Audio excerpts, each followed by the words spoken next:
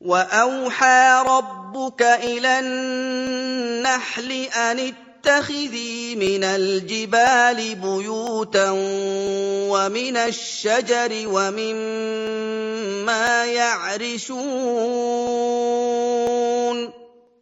ثم كلي من كل الثمرات فاسلكي سبل ربك ذللا يخرج من بطونها شراب مختلف ألوانه فيه شفاء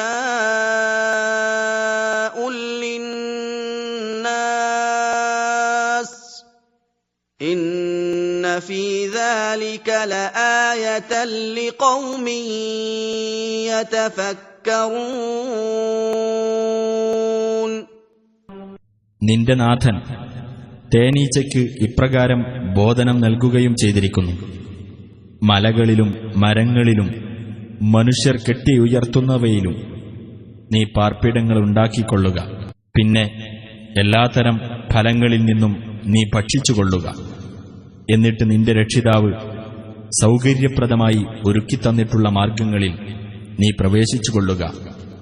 അവയുടെ ഉദരങ്ങളിൽ നിന്ന് വ്യത്യസ്ത വർണ്ണങ്ങളുള്ള പാനീയം പുറത്തുവരുന്നു. അതിൽ മനുഷ്യർക്ക് രോഗശമനം ഉണ്ട്. ചിന്തിക്കുന്ന ആളുകൾക്ക് തീർച്ചയായും അതിൽ ദൃഷ്ടാന്തമുണ്ട്.